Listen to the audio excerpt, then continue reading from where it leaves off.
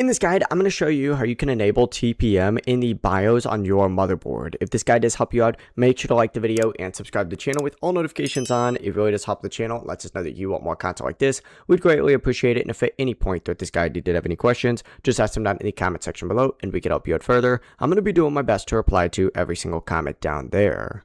Now you can follow these steps on either a laptop or a desktop PC, but first things first, you do need to enter in the BIOS. So go ahead and hit the start button or hit the Windows key on your keyboard. Once you're in here, look for the power button on the right side, and essentially you need to open this up and find this little restart button just like so, and then hold shift down on your keyboard and then click restart. And this is going to put your computer into Windows recovery mode, which is kind of hard to demonstrate while screen recording, but essentially all you need to go ahead and do is get on the recovery screen, hit troubleshoot, go into your advanced options, and then choose UEFI firmware settings, hit restart, and your computer will now reboot into the BIOS or startup menu. On many systems, you also have to press a key like F10, F2, delete, or escape to enter BIOS, so keep that in mind. I actually have to press F10, but once I'm inside BIOS, or once you're inside BIOS, the layout's going to look very different depending on your motherboard. You need to find the TPM settings, and you can, just search specifically for it. It's either going to be called TPM,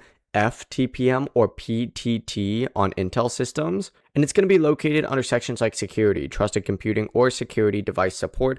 Go ahead and use your mouse and keyboard, specifically the arrow keys, to navigate through this BIOS menu. And once you find it, select it, press enter to change the setting to enabled. And after doing that, hit escape a few times, save your changes and exit, and then it's going to restart with TPM enabled. But that is it. If this guide did help you out, make sure to like the video and subscribe to the channel with all notifications on. It really does help the channel and lets us know that you want more content like this. We'd really appreciate it. And if at any point that this guide did have any questions, just ask them down in the comment section below and we can help you out further. Have a great rest of your day though.